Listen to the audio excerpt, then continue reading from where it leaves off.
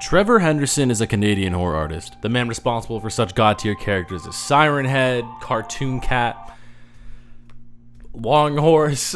For this video, I wanted to do something different and start a new little series of me exploring all the different strange and wondrous creations in the horror genre. So I thought, what better way to start off than talking about the man who created this.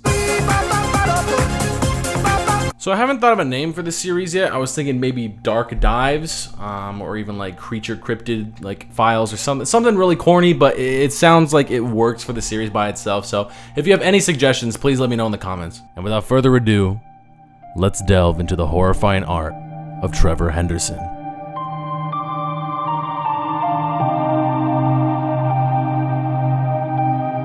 It's a cool summer night. You're driving down a narrow road in the middle of the woods.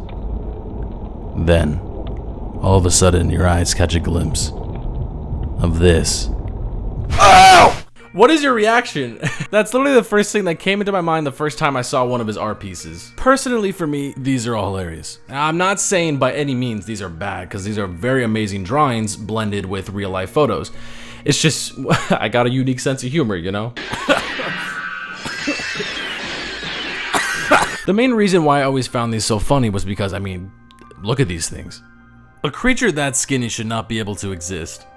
A 40-foot fucking monster with sirens welded to his face, going around sprinting and calling out your name throughout the forest. It's kind of funny when you think about it, right? I think what makes it so funny is because of how unnerving it really is. It's kind of like seeing an alligator on the moon. Now I know, really weird fucking analogy, but just stay with me for it. You see this alligator just sitting on the moon, right? What do you think to yourself? I mean, it's pretty funny to think about it, but then you start asking yourself questions like, how did it get there? Is it alive? Did someone bring it there? Is it an alien? And that's kind of when it becomes unsettling, like I said before. Because it's funny at first, but then when you really start to think about it, you're kind of just like, this thing does not exist in our world. This thing shouldn't be here. Something's not right. It's almost kind of like the uncanny valley effect, where you see these CG models of humans that look really good, or even mannequins, and you're just, your eyes are so trained to understand what is real and what is not. So when you're seeing something that's on the border of both of them, it's kind of like, that is what his art encapsulates so well. Now I won't lie, a lot of these things are goofy as hell, like I said before, and for some of them it can help increase the spook factor by a long shot, because I mean, you're walking alone in the woods, and this thing just pops up in front of you, right? I'm gonna go fuck myself real quick and just die. So Trevor creates these hell spawns and then plops them in a photo, adds some grain to it, other filters on there, and you have yourself this almost found photo kind of look to it. I'm definitely not the first person to say that. I'm sure it's an actual term, maybe not, or I might have just saw it in a YouTube video like a while back, but it's really reminiscent of found footage movies where, you know, you got the first person kind of perspective, or whatever way they're holding the camera, GoPro or a little head cam, and you're just seeing their perspective throughout the entire film. You know, it's not like through fixed angles and beautiful cinematography, it's through whatever the hell the character is going through. You see the panic of it, the frustration, you see the absolute fear as the camera's moving. And sometimes, not gonna lie, the horror genre, especially with found footage, sucks ass. A lot of the movies are bad. If you really want good examples of it, just watch these ones right here. And to me, this adds another layer of horror, because it's like you have that monster, you have that creepy setting, you add the grain in there, and then you just start picturing yourself like, what would I do in this situation? Who took this photo? Like, are they okay? Probably not, right? That's what I was saying. It's almost like this is a recovered item from someone that died from this creature, or disappeared, or something happened to him. You have no idea. Very reminiscent of the show Lost Tapes, which if you have not checked out that video already, please do. I really liked it a lot. I'm gonna be doing a retrospective for it later, so just shameless plug-in right here. Also buy our merch.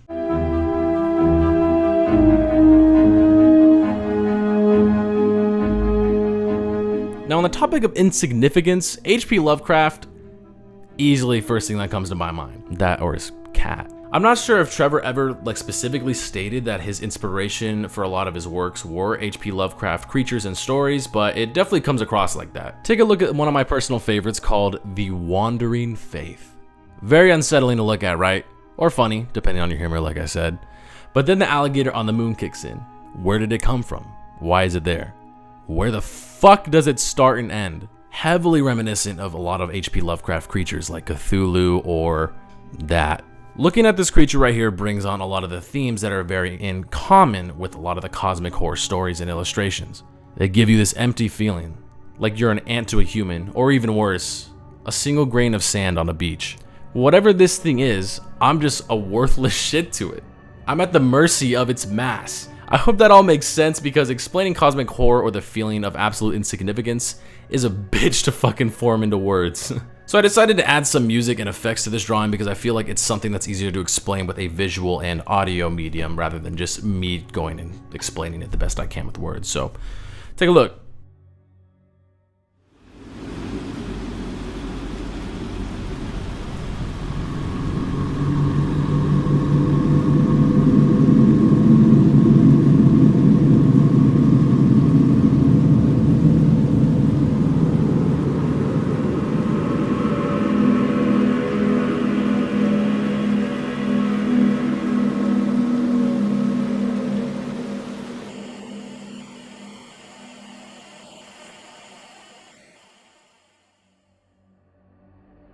That's all the time I have for this video right now. I think it's a good start off. Short, straight and to the point, you know, but I definitely want to keep continuing this series. Right now I'm focusing more on this channel and the shipwreck channel. So I'm just trying to throw out new things aside from just skip videos and everything like that and some music. So it's something different, but it's definitely something that I've wanted to work on for quite some time. I really wanted to do more commentary videos, and when I got this new mic set up, it helped a lot because the audio sounds way better than it did before. I never realized how shit my audio really was before in the past. Room is not yet 100% complete, but I really want to show more of my more of my backdrop right here, actually.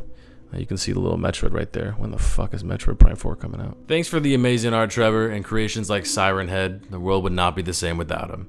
And as always, everyone, have a good one.